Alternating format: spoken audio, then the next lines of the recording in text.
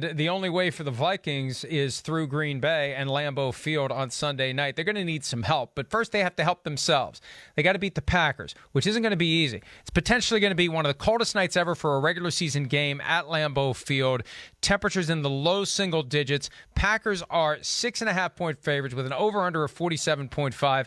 Do the Vikings have any chance whatsoever in your mind, Chris? Well, yeah, they do. Of course they do. I mean, again, it was just, what was that, 4 or 5 weeks ago when they beat the Packers? I understand that was home in Minnesota, but there's a reason, and correct me if I'm wrong, they split the season series last year, right? They won in Green Bay last year. Yeah, that's right. Okay, I was getting scared there. And then the year before that, I think it was a tie ball game in Green Bay. Like, this is one of those games where, yeah, the Packers are better, but the Vikings pose some interesting matchup problems for the Packers. And again, where you hear me say a lot is like, hey, Packers defense, I like the way they're coached. I like the system. Again, I don't think there's a lot of difference makers in the front seven at all, really. There's just not. Rashawn Gary is the difference maker there. So I worry about them stopping the run. I mean, we saw Cleveland last week just run the ball at will. I mean, Pete, what were the stats? What did Cleveland? They ran the ball for 8.5 yards a carry? 8.8 yards per carry.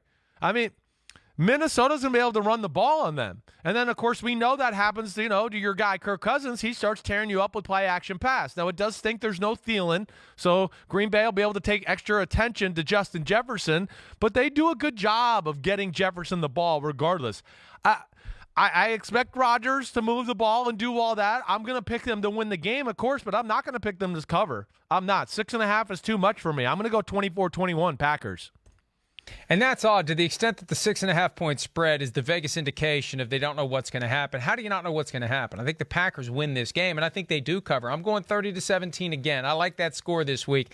I think the Packers, who have that number 1 seed right there, it's right there, an unlikely number 1 seed, and we know how important it is to make the road to the Super Bowl go through Lambeau Field. Even though they blew it last year, I don't think they'll blow it again if they get it this year, and they're too close to their opportunity to blow it this time. The fact that the Vikings beat them last time around will stick in their craw.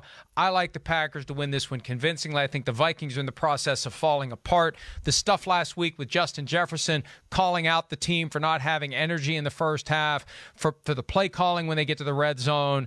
Mike Zimmer tried to downplay it because, frankly, it may only be Mike Zimmer's problem for another 10 days anyway if he gets fired after Week 18. But they've got issues there, and they have percolated all year long. Lapses, lack of focus, whatever the case may be. Maybe it'll be interesting for a while, but I think the Packers end up winning the game easily.